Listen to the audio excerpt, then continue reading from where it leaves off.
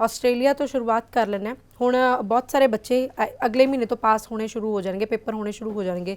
ਸੋ ਕਿਹੜੀਆਂ ਐਸੀਆਂ ਗੱਲਾਂ ਨੇ ਜਿਨ੍ਹਾਂ ਨੂੰ ਸਟੂਡੈਂਟ ਧਿਆਨ ਰੱਖੇ? ਔਰ ਆਸਟ੍ਰੇਲੀਆ ਦਾ ਇੱਕ ਤਾਂ ਪ੍ਰੋਸੈਸਿੰਗ ਟਾਈਮ ਵੀ ਜਾਣਨਾ ਚਾਹੂੰਗੀ, ਤੇ ਐਸੀਆਂ ਕਿਹੜੀਆਂ ਬੇਸਿਕ ਚੀਜ਼ਾਂ ਨੇ ਜਿਨ੍ਹਾਂ ਦਾ ਧਿਆਨ ਰੱਖਿਆ ਜਾਵੇ, ਜਿਹਦੇ ਨਾਲ ਕੀ ਹੈ ਕਿ ਆਸਟ੍ਰੇਲੀਆ ਦੀ ਗੱਲ ਆਉਂਦੀ ਹੈ ਤਾਂ GT ਕਲੀਅਰ ਕਰਨਾ ਵੱਡਾ ਸਵਾਲ ਹੋ ਜਾਂਦਾ ਹੈ, ਜਿਹਦੇ ਨਾਲ GT ਕਲੀਅਰ ਕਰਨ 'ਚ ਹਰਡਲ ਦਾ ਸਾਹਮਣਾ ਨਾ करना पवे, ऑब्स्ट्रैकल ना हो, ईजीली GT क्लियर हो जाए स्टूडेंट की? की कहोगे? देखिए, मेजॉरिटी ऑफ द स्टूडेंट्स और उसके पेरेंट्स मतलब एंड स्टेज पे आके अपनी प्रिपरेशन स्टार्ट करते हैं, और दैट्स द रीज़न कि फिर वो बच्चा उसका वीज़ा रिजेक्ट होता है या फिर उसके वीज़ा लगने में डिले होता है और उसका पैसा फंसता है। देखिए, किसी भी कंट्री में जाना है आपने, सिर्फ मैं हम ऑस्ट्रेलिया की बात नहीं कर रहे, कोई भी कंट्री, आप कनाडा उठा लिए, ऑस्ट्रेलिया उठाई, US उठा लो, UK उठा लो, यूरोपियन कंट्रीज उठा लो, न्यूजीलैंड उठा लो, ये जिन भी कंट्री में आपने जाना है तो वो चाहते हैं कि भाई एक जेन्युइन स्टूडेंट्स हमारे पास आए। अब जेन्युइन स्टूडेंट्स का मतलब ये है कि बच्चे के पास एकेडमिक ठीक हो, बच्चे के पास इंग्लिश लैंग्वेज एबिलिटी, IELTS और PT का टेस्ट अच्छा चंगा स्कोर हो, कोई गैप ना हो, गैप हो तो गैप में कोई एक्टिविटी की हुई हो, साथ साथ में जिस भी कंट्री में जाना उस कंट्री की ट्यूशन फीस, लिविंग कॉस्ट और रिटर्न एयर फेयर उसके पेरेंट्स के पास जो उसको स्पॉन्सर कर रहे हैं अवेलेबल हो, और इसके अलावा बच्चे ने डीप रिसर्च किया हो, साथ साथ में पेरेंट्स की एनुअल इनकम अच्छी हो। एनुअल इनकम का मतलब ये है कि भाई वो देखना चाहते हैं कि जो स्टूडेंट्स के पेरेंट्स हैं जो स्पॉन्सर कर रहे हैं उनकी रीपे कैपेसिटी क्या है, क्या वो सिर्फ बच्चे को भेज रहे हैं, उसके बाद अगले साल की फ़ीस कैसे पे कर पाएंगे। वो पता लगता है कि जिस भी प्रोफेशन से पेरेंट्स या स्पॉन्सर जुड़े हुए हैं उसका उस प्रोफेशन के हिसाब से इनकम टैक्स रिटर्न, यहाँ मेजॉरिटी ऑफ द स्टूडेंट्स के पेरेंट्स, ग्रांड पेरेंट्स, सिबलिंग जो कोई ना कोई काम तो कर रहे होते हैं लेकिन वो ITR नहीं भर रहे होते। पैन कार्ड भी है लेकिन ITR नहीं है, और कुछ महानुभाव तो ऐसे भी मिलते हैं कि जी मेरे फादर और मदर के पास तो पैन कार्ड भी नहीं है। पूछते हैं कुछ काम करते हैं, यस काम करते हैं, क्या कोई प्रॉपर्टी का काम कर रहा है, कोई बुटीक चला रहा है, किसी का डिपार्टमेंटल स्टोर है। तो एम्बेसी बोलती है कि भाई आप मेरे कंट्री में पढ़ने आ रहे हैं तो आप फाइनेंशियल साउंड होने चाहिए, और फाइनेंशियल साउंड का पता लगता है उनके पेरेंट्स की एनुअल इनकम से। तो मेरी रिक्वेस्ट है, जहां आज की डेट में खासकर नॉर्थ इंडियन जो कि बहुत ज़्यादा ब्लैक लिस्टेड की तरफ जा रहे हैं, उसके पीछे रीज़न यही है कि स्टूडेंट्स के पेरेंट्स टाइमली प्रिपरेशन नहीं करते। अब जैसे ऑस्ट्रेलिया अगर किसी बच्चे ने जाना है तो उनके कम से कम 3 महीने पुराने फंड्स मैक्सिमम यूनिवर्सिटी मांगती है। अब बच्चे का IELTS हो जाता है, IELTS होने के बाद वो फंड्स अरेंज करने की सोचते हैं, तब तक उसका इनटेक निकल जाता है। अब फिर वो सोचते हैं चल यार कंसल्टेंट से कर लें। कंसल्टेंट से करने का मतलब कंसल्टेंट को परसेंटेज देना, और फिर परसेंटेज वो दे तो रहे हैं, कोई एक दिन में पुराने तो नहीं होंगे ना, जब 3 महीने पुराने तो 3 महीने बाद ही पुराने होंगे। लेकिन अब कंसल्टेंट क्या करते हैं, बैंक से सेटिंग करते हैं या फिर वो फेक FD, फेक अपनी क्या नाम है सेविंग्स कुछ अरेंज कर देते हैं या मिलते जुलते नाम से। अब इसी कारण से नॉर्थ इंडियन ब्लैक लिस्टेड की तरफ जा रहे हैं। बहुत सारे स्टूडेंट जिनका वीजा लगा था वो डिपोर्ट हो रहे हैं। तो डिपोर्ट होने का मतलब ये है कि आपकी फीस भी मरेगी और आप कभी भी नहीं जा पाएंगे किसी भी कंट्री में। तो भाई ऐसा क्यों करना, जब आपने पैसे लगाने ही हैं तो टाइमली आप उन पैसों को अरेंज भी तो कर लो। अब सारी चीजें आप कंसल्टेंट के ऊपर छोड़ देंगे तो यहाँ कंसल्टेंट तो आपको बेवकूफ बनाने के लिए बैठे ही बैठे हैं, और उस कोई भी कंसल्टेंट आपको घर से नहीं बुलाता, आप खुद जाते हैं। तो प्लीज इट्स हम्बल रिक्वेस्ट, और बार बार मैं हर एक अपने चैनल पे, हर एक प्लेटफॉर्म पे मैं बोलता हूँ, अवेयर करने की कोशिश करता हूँ कि भाई आपने अपने बच्चे का करियर बनाना है। कोई एक दिन की बात थोड़ी, वीजा लग गया इट डज नॉट मीन कि उसका करियर बन गया, और कल ना वो वीजा लग भी गया फेक डॉक्यूमेंट पे तो कल ना फिर डिपोर्ट भी तो हो जाओगे। तो it's request to each and every parents कि भाई बच्चे की प्लानिंग अच्छे तरीके से करिए, उसके करियर की। भाई जो फंड्स रिक्वायर्ड है वो फंड्स एम्बेसी में, आपका अपने फंड्स अपनी सेविंग अकाउंट में FD में रखिए, साथ साथ में अपनी टाइमली अपनी ITR भरिए। अब ITR एक ही साल की 1 साल में भर सकते हो आप। अब मेजॉरिटी ऑफ द कंट्री 2 साल की या 3 साल की ITR मांगते हैं। ITR तो भैया आपके पास 1 साल की है, तो अगले साल की अगले साल भरी जाएगी, फिर फंसते हो आप। फिर फेक डॉक्यूमेंट दिए जाते हैं, फेक डॉक्यूमेंट में फिर आपका वीज़ा रिफ्यूज होता है, वीज़ा लग भी गया तो फिर आप डिपोर्ट होते हैं। ऐसा काम बंद करिए प्लीज़।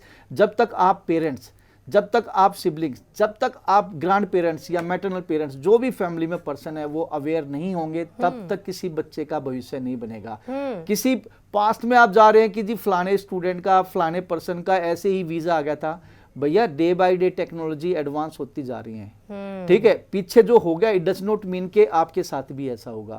अरे उसके लक था, वो निकल गया, आप नहीं निकल पाओगे। ਬਿਲਕੁਲ ਜੀ ਬਿਲਕੁਲ। ਸੋ ਸਮੇਂ ਦੇ ਨਾਲ ਅਪਡੇਟ ਹੋਣਾ ਜ਼ਰੂਰੀ ਹੈ ਔਰ ਪੇਰੈਂਟਸ ਨੂੰ ਖਾਸ ਤੌਰ ਤੇ ਗੁਜ਼ਾਰਿਸ਼ ਹੈ, ਇਹੀ ਬੇਨਤੀ ਹੈ ਕਿ ਜੋ ਅਪਡੇਸ਼ਨ ਹੁੰਦੀਆਂ ਨੇ ਸਮੇਂ ਟੂ ਸਮੇਂ ਜਿਹੜੇ ਕਾਗਜ਼ਾਤ ਹੁੰਦੇ ਨੇ ਉਹਨਾਂ ਨੂੰ ਪੂਰਾ ਰੱਖੋ, ਤਾਂ ਹੀ ਤੁਸੀਂ ਐਪਲੀਕੇਸ਼ਨ ਲਾ ਸਕੋਗੇ ਤੇ ਆਪਣੇ ਬੱਚੇ ਦਾ ਵੀਜ਼ਾ ਤੁਸੀਂ ਹਾਸਲ ਕਰ ਸਕੋਗੇ। ਦਰਸ਼ਕ ਕਤਾਰ 'ਚ ਲੱਗੇ ਨੇ, ਕਾਲਰ ਦੀ ਕਾਲ ਜੀ, ਲੈ ਜੀ, ਲਈਏ। ਜੀ, ਜੀ please। ਸਤਿ ਸ਼੍ਰੀ ਅਕਾਲ ਜੀ, ਸਵਾਗਤ ਹੈ। ਹੈਲੋ, ਹਾਂਜੀ ਸਤਿ ਸ਼੍ਰੀ ਅਕਾਲ, ਕੀ ਨਾਮ ਹੈ ਜੀ, ਕਿੱਥੋਂ ਬੋਲ ਰਹੇ ਹੋ? ਹਾਂਜੀ ਅਸੀਂ ਲੁਧਿਆਣੇ ਤੋਂ ਬੋਲਦੇ ਹਾਂ ਮੈਡਮ। ਠੀਕ ਹੈ, ਕੀ ਸਵਾਲ ਹੈ ਮੈਡਮ? ਅਸੀਂ ਮੈਡਮ ਇਹ ਪੁੱਛਿਆ ਮੇਰੇ ਬੱਚੇ ਦਾ ਸਪਾਊਸ ਕੇਸ ਲੱਗਿਆ ਹੋਇਆ 14 ਫਰਵਰੀ ਨੂੰ ਬਾਇਓਮੈਟ੍ਰਿਕ ਹੋ ਗਈ, ਵੀਜ਼ਾ ਕਦ ਤੱਕ ਆ ਜੀ? ਸਾਡੇ ਸ਼ੋਅ 'ਚ ਕਾਲ ਕਰਨ ਲਈ ਬਹੁਤ ਬਹੁਤ ਧੰਨਵਾਦ। देखिए, मैं एम्बेसी नहीं हूँ, पहली बात।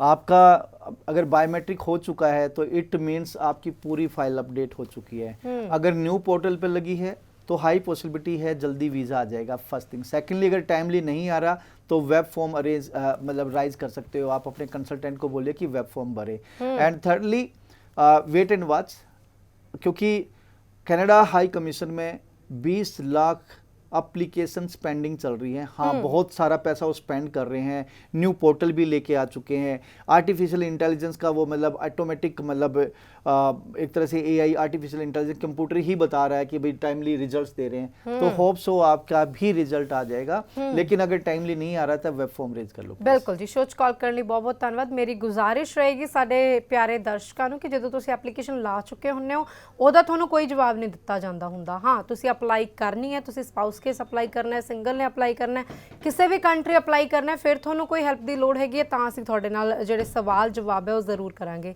ਨੈਕਸਟ ਕਾਲਰ ਜੀ, ਸਤਿ ਸ਼੍ਰੀ ਅਕਾਲ, ਕੀ ਸਵਾਲ ਹੈ ਜੀ? ਪਲੀਜ਼ ਆਵਾਜ਼ ਘਟਾ ਦਿਓ, ਮੇਰੀ ਬੇਨਤੀ ਹੈ ਤੁਹਾਨੂੰ। ਕੀ ਨਾਮ ਹੈ, ਕਿੱਥੋਂ ਬੋਲ ਰਹੇ ਹੋ?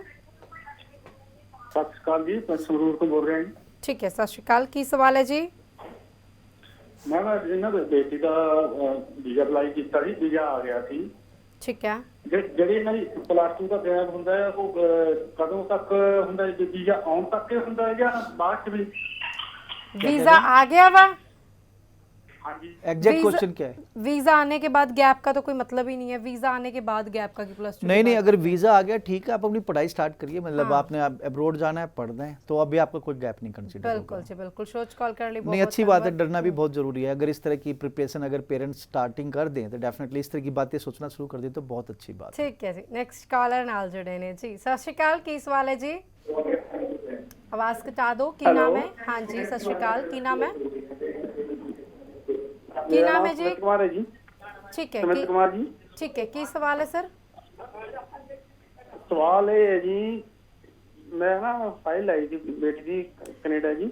हाँ जी। ਉਹ ਨਾ 11,40,000 ਤੋਂ ਭਰਤਾ ਗਿਆ ਨਾ, ਉਹਦਾ ਭਰਤਾ ਸੀ ਅਸੀਂ ਜੀ। ਸਰ ਸ਼ੋਅ 'ਚ ਕਾਲ ਕਰਨ ਲਈ ਬਹੁਤ ਬਹੁਤ ਧੰਨਵਾਦ। ਗੁਜ਼ਾਰਿਸ਼ ਰਹੇਗੀ ਦਰਸ਼ਕਾਂ ਨੂੰ ਕਿ ਆਵਾਜ਼ ਕਚਾ ਕੇ ਨੈਟਵਰਕ ਦੇ ਵਿੱਚ ਆ ਕੇ ਕਾਲ ਕਰਨ। ਮੇਰੀ ਬਾਰ-ਬਾਰ ਬੇਨਤੀ ਹੈ ਸਾਡੇ ਦਰਸ਼ਕਾਂ ਨੂੰ, ਜਦੋਂ ਤੁਸੀਂ ਐਪਲੀਕੇਸ਼ਨ ਅਪਲਾਈ ਕਰ ਚੁੱਕੇ ਹੁੰਦੇ ਹੋ, ਤੁਹਾਡੀ ਜਿਹੜੀ ਐਪਲੀਕੇਸ਼ਨ ਹੈ ਉਹਦਾ ਕੀ ਮਿਆਰ ਹੈ, ਉਹਦੀ ਜਿਹੜੀ ਪ੍ਰੋਸੈਸਿੰਗ ਹੈ ਉਹ ਕਿੱਥੇ ਤੱਕ ਪਹੁੰਚੀ ਹੈ, ਉਹ ਸਿਰਫ ਤੁਹਾਨੂੰ ਉਹੀ ਦੱਸ ਸਕਦਾ ਬੰਦਾ ਜਿਹਨੇ ਤੁਹਾਡੀ ਐਪਲੀਕੇਸ਼ਨ ਲੌਂਚ ਕੀਤੀ ਹੈਗੀ, ਜਿਹਨੇ ਤੁਹਾਡੇ ਕਾਗਜ਼ਾਤ ਲਾਏ ਨੇ ਅੰਬੈਸੀ ਦੇ ਵਿੱਚ। ਵੀ ਆਰ ਨਾਟ ਅੰਬੈਸੀ, ਅਸੀਂ ਸਿਰਫ ਤੁਹਾਨੂੰ ਸਲਾਹ ਦੇ ਸਕਦੇ ਹਾਂ ਜੇਕਰ ਤੁਸੀਂ ਅਪਲਾਈ ਕਰਨਾ ਹੈ ਤਾਂ। ਸੋ ਸ਼ੋਅ ਤੋਂ ਬਾਅਦ ਜ਼ਰੂਰ ਕਾਲ ਕਰਿਓ। ਸ਼ੋਅ ਦੇ ਦੌਰਾਨ ਸਾਡੇ ਉਹੀ ਦਰਸ਼ਕ ਕਾਲ ਕਰਨ ਜਿਹੜੇ ਹਾਲੇ ਅਪਲਾਈ ਕਰਨਾ ਚਾਹੁੰਦੇ ਨੇ ਤੇ ਮਨ ਦੇ ਵਿੱਚ ਸਵਾਲ ਲੈ ਕੇ ਬੈਠੇ ਨੇ। ਕੈਨੇਡਾ ਦੇ ਉੱਤੇ ਜਿਵੇਂ ਹੁਣ ਅਸੀਂ ਚਰਚਾ ਕਰ ਰਹੇ, ਕੈਨੇਡਾ ਦੀ ਵੀ ਗੱਲ ਕਰ ਰਹੇ ਨੇ। ਹੁਣ ਸੁਣਨ ਚ ਆ ਰਿਹਾ ਵੀ ਕੈਨੇਡਾ ਦੇ ਵੀਜ਼ੇ ਆ ਰਹੇ ਨੇ, 5.5 ਦੇ ਨਾਲ ਵੀ ਵੀਜ਼ੇ ਆ ਰਹੇ ਨੇ, ਦੂਜੇ ਪਾਸੇ ਰਿਫਿਊਜ਼ਲ ਵੀ ਆ ਰਹੀ ਆ, ਉਹ ਵੀ ਅਸੀਂ ਸੁਣ ਰਹੇ ਹਾਂ। ਹੁਣ ਕਈਆਂ ਦੀ ਪਹਿਲਾਂ ਰਿਫਿਊਜ਼ਲ ਆ ਗਈਆਂ ਨੇ। ਸੋ ਕੀ ਸੁਜੈਸ਼ਨ ਹੈ, ਕਿਹੜੀ ਐਸੀ ਪ੍ਰੋਫਾਈਲ ਹੈ, ਕਿੱਦਾਂ ਫਾਈਲ ਨੂੰ ਪ੍ਰਪੇਅਰ ਕੀਤਾ ਜਾਵੇ ਕਿ ਜਿਹੜੇ ਆਲਰੇਡੀ ਰਿਫਿਊਜ਼ ਹੋਏ ਸੀ ਹੁਣ ਉਹਨਾਂ ਨੂੰ ਵੀਜ਼ਾ ਗ੍ਰਾਂਟ ਹੋ जावे? देखिए, पहली बात तो अगर कोई चैनल पे आके बोल रहा है कि 5.5 बैंड, मतलब ओवरऑल 5.5 बैंड, एक मॉड्यूल में 5.5 बैंड है, हाई पॉसिबिलिटी है वीजा निकल जाएगा। लेकिन कोई ये कहे ओवरऑल 5.5 बैंड है वीजा आएगा तो वो झूठ बोल रहा है। 5.5 बैंड एक मॉड्यूल में है, कोई दिक्कत नहीं है। अगर प्रोफाइल अच्छी है, परसेंटेज अच्छी है, गैप नहीं है, रिलेवेंट कोर्स में लिया है, नॉन एसडीएस फाइल है तो फंड अच्छे दिखाए हैं, साथ साथ में एसओपी अच्छी बनाई है, पेरेंट्स की एनुअल इनकम आईटीआर तहसीलदार इनकम सर्टिफिकेट लगाया है, तो पूरी पॉसिबिलिटी है कि बच्चे का वीज़ा लगेगा। लेकिन अगर 5.5 बैंड है, इधर से 2018 पास आउट या 19 पास आउट है, परसेंटेज भी अगर मैं बात करूं तो ओवरऑल आपके 50-55 इस टाइप से हैं, बिलो 60, और तो वीज़ा रिफ्यूज़ल के चांसेस हाई है। मतलब 5.5 किसी एक मॉड्यूल में है, लेकिन आप 2021 ऑनवर्ड्स पास आउट हो, 20 भी पास आउट हो तो चलेगा। और या फिर आपने अच्छे कोर्स में एडमिशन लिया है, और वो खासकर गवर्नमेंट कॉलेज और प्रोग्रेसिव एजुकेशन है, फंडिंग ठीक है, और आपने एसओपी अच्छी दिखाई है, फैमिली की एनुअल इनकम है, तो चांसेस हाई है निकल जाएगा। लेकिन फिर भी मैं ये बोलूँगा कि अगर 5.5 बैंड आपके एक मॉड्यूल में है, थोड़े से और एफर्ट कर लो, गो फॉर द बेस्ट। जब तक आपका ऑफर लेटर आए तब तक अपना आइल्स दोबारा दे दीजिए। अच्छा चंगा स्कोर आ जाए, 6 ईच आ जाए तो एसडीएस में फाइल लगाइए। और इसके लिए हम reality test time to time करते रहते हैं। आइल्स रियलिटी टेस्ट आप अपने आप को असेस कर सकते हैं, आप कहाँ पे स्टैंड करते हैं। तो जैसे कि 24 मार्च को हमारा जलंधर में आइल्स रियलिटी टेस्ट होने जा रहा है, 26 मार्च को बठिंडा ऑफिस में बठिंडा स्टार्ट हो रहा है अपना क्या नाम है रियलिटी टेस्ट, और 31 मार्च को ये खन्ना में ऑर्गेनाइज हो रहा है आइल्स रियलिटी टेस्ट। अगर PT and CD IELTS reality test की बात करें तो 16 मार्च को होने जा रहा है।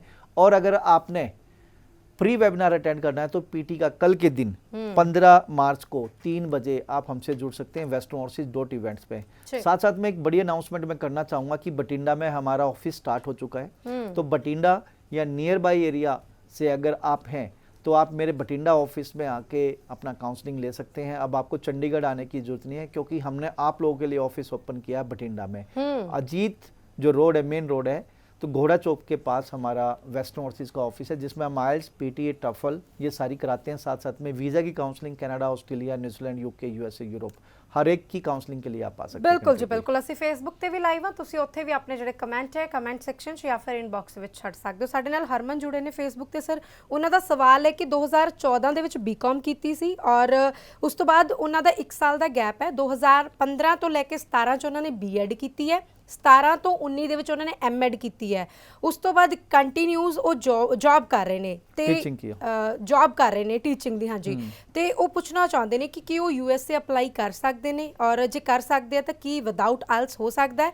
ਐਂਡ ਇਹਨਾਂ ਦੀ ਜਿਹੜੀ ਪਰਸੈਂਟੇਜ ਹੈ ਉਹ ਬੀਐਡ ਔਰ ਐਮਐਡ ਦੇ ਵਿੱਚ ਅਰਾਊਂਡ 70 ਹੈ, ਔਰ बीकॉम ਦੇ ਵਿੱਚ ਇਹਨਾਂ ਦੀ ਜਿਹੜੀ परसेंटेज है वो 55% है। देखिए आप अब्रॉड जाना चाहते हो, अपने करियर को लेके बड़े सिंसियर हो, लेकिन सिंसियरिटी तो दिखाई नहीं दे रही। आप इतने एजुकेटेड हो, आपने बीएड बीकॉम की, फिर बीएड की, एमएड की, ऐसा सिली सा क्वेश्चन है कि विदाउट आइल्स आप अप्लाई करोगे, हाई रिजेक्शन के चांसेस है। मेरी सजेशन यही रहेगी कि आप एक ऐसे स्टूडेंट्स हो जो मेच्योर स्टूडेंट की डेफिनेशन में आते हो। अगर आप आइल्स या पीटी आप कर लेंगे तो ज़्यादा बेटर रहेगा, हाई पॉसिबिलिटी रहेगी। लेकिन अगर विदाउट आइल्स अप्लाई करेंगे, अगर I-20 आ भी जाती है तो इंटरव्यू में फंस सकते हो।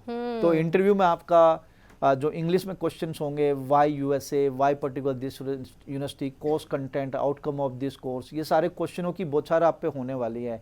अगर आप रेडी नहीं होंगे तो डेफिनेटली आपका वीज़ा रिजेक्ट हो जाएगा। तो I will suggest, personally suggestion है, गो फॉर आइल्स कर लेंगे, बेटर रहेगा। उसके लिए आप किसी भी वेस्टर्न ओवरसीज के ब्रांच से कर सकते हैं। इंडस्ट्री के बेस्ट टीचर हमारे पास है। आपका जो भी ऑफिस नज़दीक लगता है उस ऑफिस में आप जाइए और वहाँ जाके आप आइल्स की या पीटी की कोचिंग ले सकते हैं। बिल्कुल जी। ਇਹਨਾਂ ਨੂੰ ਨਾਲ ਇਹ ਵੀ ਦੱਸ ਦੇ ਵੀ ਹੁਣ यूएसए ਦਾ ਅਪਕਮਿੰਗ ਇਨਟੇਕ ਕਿਹੜਾ ਹੈਗਾ। देखिए सितंबर इनटेक और जनवरी इनटेक, और हमारा जो सक्सेस रेट है वो बहुत ठीक है, बढ़िया है। मतलब अगर आप कैपेबल हैं तो वीज़ा आ सकता है। तो उसके लिए अगेन जब आप यूएस की बात ही चल रहे हैं तो मैं बताना चाहूँगा कि ये आप 2-3 यूनिवर्सिटीज़ में कम से कम आप अप्लाई करें। किसी एक में अप्लाई करेंगे फंसेंगे, क्योंकि सेविस के थ्रू ये एक डिपार्टमेंट है, student exchange visitor information system. इसके थ्रू एम्बेसी फाइंड आउट कर लेती है कि कितनी बच्चे को I-20 आई हुई है और बच्चे ने वहाँ क्या डॉक्यूमेंट सबमिट किए हैं। और इसके अलावा जब DS-160 फॉर्म भरते हो, अगर उसमें कहीं कॉन्ट्राडिक्टरी है तो एम्बेसी वीज़ा रिजेक्ट कर सकती है। तो यहाँ जो आप जब वीज़ा के लिए जा रहे हैं, इंटरव्यू के लिए जा रहे हैं, वहाँ आपकी फ़ाइल चेक नहीं होती। 10% चांस है कि आपकी फ़ाइल चेक होगी। वो तो ऑलरेडी प्रिपेयर हैं कि इस बच्चे को वीज़ा देना है या रिफ्यूज़ करना है। तो वहाँ इंटरव्यू एक मस्ट, जिसमें आपसे पूछा जाएगा, और इसके अलावा आपके डॉक्यूमेंट ऑलरेडी चेक हो चुके हैं। बहुत सारे स्टूडेंट अनलक्की होते हैं कि उनको तो विंडो पे इंटरटेन ही किया जाता है, उनको वापस भेज देते हैं। उनकी प्रोफाइल मैच नहीं करती, इसलिए उनको वापस भेज देते हैं जी। नेक्स्ट कॉलर का सवाल भी लेना है। हाँ जी, सत श्री अकाल, की सवाल है जी? सत श्री अकाल जी। जी, की नाम है, की जानकारी चाहते हो? जशनदीप है जी मेरा नाम। की सवाल है जशन जी? मेरा जी ये सवाल है जी भी मेरे ना 10th च 5.2 CGPA है। ਠੀਕ ਹੈ ਤੇ ਸੀਬੀਐਸਈ ਬੋਰਡ ਹੈ ਮੇਰਾ ਠੀਕ ਹੈ ਤੇ ਗ੍ਰੇਡ ਪੁਆਇੰਟ ਮੇਰੇ 3 ਸਬਜੈਕਟਾਂ 'ਚ 6 ਹੈ ਤੇ ਇਹ 2 'ਚ 4 ਹੈ ਜੀ ਤੇ ਮੈਂ ਪਲੱਸ 2 ਕਰੀ ਹੋਈ ਹੈ ਐਚਬੀਐਸਸੀ ਤੋਂ 90% ਨਾਲ ਤੇ ਬੀਏ ਕਰੀ ਵੀ ਹੈ 77% ਨਾਲ ठीक है ਤੇ ਕੀ ਮੇਰਾ ਕੈਨੇਡਾ ਦਾ ਸਟੱਡੀ ਵੀਜ਼ਾ ਆ ਸਕਦਾ ਜੀ बीए कब हुई है आपकी और आइल्स में कितना स्कोर है? आइल्स में 6.5 ओवरऑल नॉट लेस देन 6 और बीए कब हुई है आपकी? बीए 2020 में 2020 में। बीए के बाद क्या कर रहे हो? बीए के बाद तो कुछ नहीं कर रहे जी और जो 12th है आपकी 90% मार्क्स हैं, उसमें सब्जेक्ट्स क्या थे आपके पास? 12th में जी English Hindi public administration fine arts physical education okay. और बीए में सब्जेक्ट्स क्या हैं?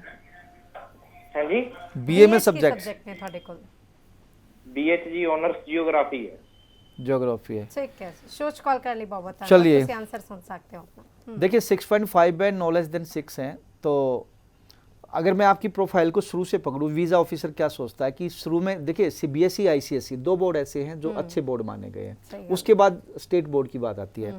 भाई साहब ने 10th की और सिर्फ 5.2 सीजीपी हाँ है, जी, मतलब हाँ उसमें ये पुअर रहा। और क्योंकि सीबीएसई है, स्ट्रिक्ट होता है, तो इसलिए अब बच्चे ने स्किप करा और बोर्ड अपना चेंज कर बोर्ड लिया। चेंज कर लिया। अब वो चले गए दूसरे दूसरे स्टेट बोर्ड बोर्ड पे। हाँ जी।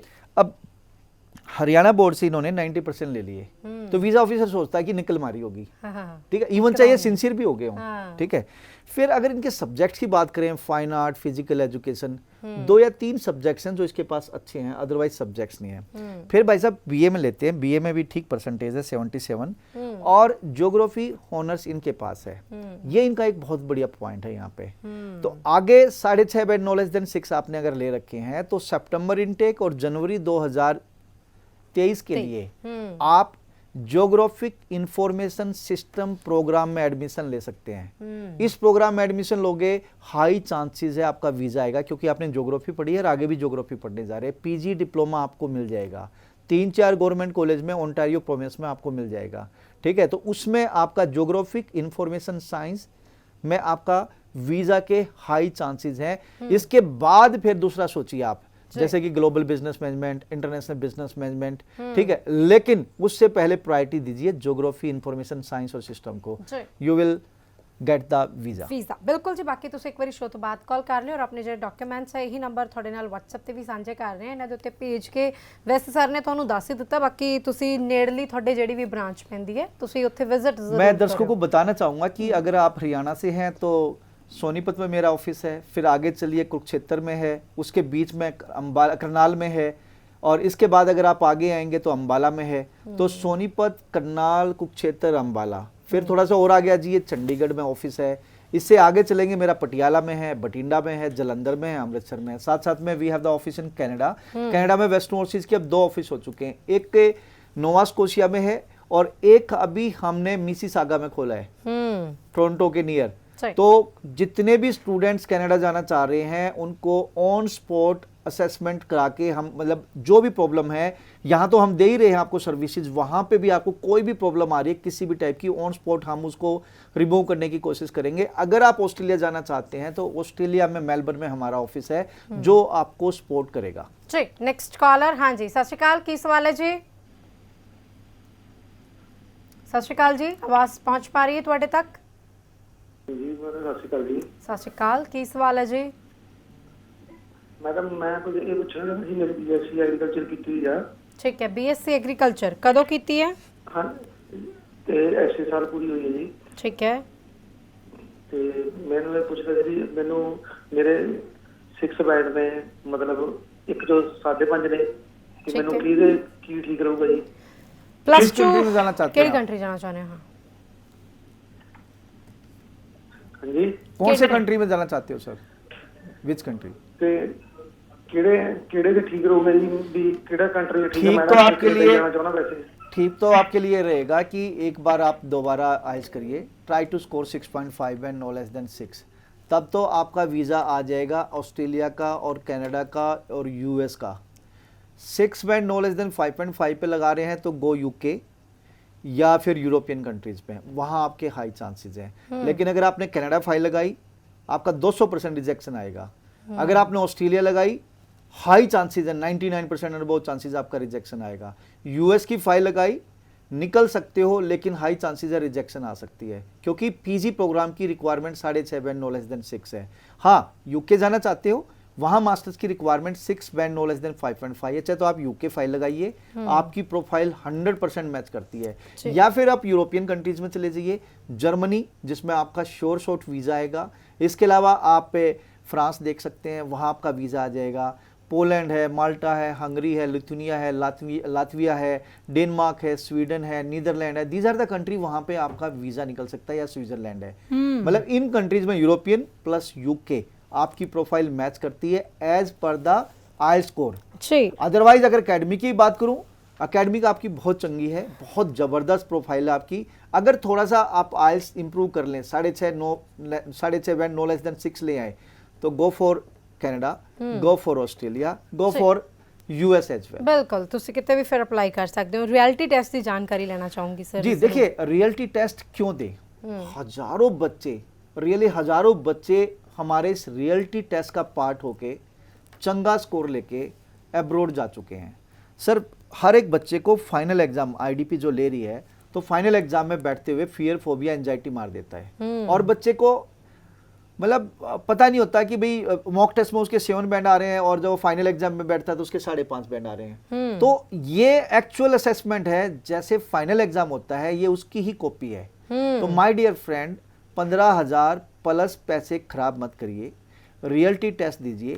मैं आपको श्योर करता हूं कि रियलिटी टेस्ट देने के बाद जहां आप स्टैंड करते हो, उतना स्कोर आपका पक्का आएगा, क्योंकि आप उस प्रोसेस से निकल चुके होगे। आपको डर ही नहीं रहेगा कि फाइनल एग्जाम में क्या होता है, वो पहले सारा प्रोसेस से आप निकल चुके हैं। आपकी fear, phobia, anxiety, nervousness remove हो जाएगी और आपको एक्चुअल असेसमेंट मिलेगी, आप स्टैंड कहाँ करते हैं। और जब रियलिटी टेस्ट देके जब फाइनल एग्जाम में जाओगे, बगैर डर के जाओगे, इंजॉयमेंट के साथ आप पेपर दोगे, और आप जहां स्टैंड करते हो उससे ज्यादा स्कोर लेके आओगे। जी ठीक है सर, ਵੇਲਾ ਇਜਾਜ਼ਤ ਲੈਣ ਦਾ ਹੋ ਗਿਆ। ਸੋ ਕੀ ਸੁਨੇਹਾ ਸਾਂਝਾ ਕਰੋਗੇ ਸਾਡੇ ਦਰਸ਼ਕਾਂ ਦੇ ਨਾਲ? मैं तो एक ही चीज बोलना चाहूंगा जी, नॉर्थ इंडियन को खासकर, कि आज की डेट में पूरे इंडिया से बच्चा निकलना शुरू हो गया है। जहां से पहले बच्चे नहीं जाते थे ना, वहां से भी बच्चे जाने शुरू हो गए हैं। हाँ जी। और अगर आपके डॉक्यूमेंट कंप्लीट नहीं होंगे, अगर इसी तरीके से फनी वे में या आप थोड़ा सा केयरलेस होके अपना प्रोसेस शुरू करेंगे, तो आने वाले टाइम में और ज्यादा सख्त हो जाएगी एम्बेसी और कंट्री, ठीक है, नॉर्थ इंडियन के लिए। तो दूसरे पार्ट से, जब साउथ से, वेस्ट से, ईस्ट से अगर बच्चे मिल रहे हैं, तो वो नॉर्थ इंडिया से क्यों लेंगे? तो माय डियर फ्रेंड, हर एक बच्चा अब्रॉड जाना चाहता है, चाहे वो किसी भी पार्ट में इंडिया के रह रहा है। तो आप प्लीज सबसे ज्यादा नॉर्थ इंडियन जाना चाहते हैं, लेकिन प्लीज अपने डॉक्यूमेंट का ध्यान रखें, जेन्युइन कंसल्टेंट चूज करें और जेन्युइन तरीके से आप अपनी फाइल प्रोसेस करें, आपका वीज़ा आएगा। ਜੀ ਜਾਣਕਾਰੀ ਸਾਂਝੀ ਕਰਨ ਲਈ ਸਮਾਂ ਦੇਣ ਲਈ ਧੰਨਵਾਦ ਜੀ। ਸਤਿ ਸ਼੍ਰੀ ਅਕਾਲ। ਤੇ ਮਾਫੀ ਚਾਹੁੰਦੇ ਹਾਂ ਸਾਡੇ ਦਰਸ਼ਕਾਂ ਤੋਂ ਜਿਨ੍ਹਾਂ ਦੀ ਕਾਲ ਨਹੀਂ ਲਈ। 4:30 ਨੂੰ ਸ਼ਾਮੀ ਔਰ 6:30 ਵਜੇ ਸ਼ੋਅ ਲੈ ਕੇ ਹਾਜ਼ਰ ਹੁੰਦੇ ਹਾਂ। ਸਵਾਲ ਪੁੱਛਦੇ ਰਿਹਾ ਕਰੋ, ਸ਼ੋਅ ਤੋਂ ਬਾਅਦ ਕਾਲ ਕਰ ਲਿਓ, ਟੀਮ ਵੱਲੋਂ ਜ਼ਰੂਰ ਸਵਾਲਾਂ ਦੇ ਜਵਾਬ ਦਿੱਤੇ ਜਾਣਗੇ। ਹਾਜ਼ਰ ਹੋਣੇ, ਰੱਖੋ ਧਿਆਨ, ਧੰਨਵਾਦ, ਸਤਿ ਸ਼੍ਰੀ ਅਕਾਲ।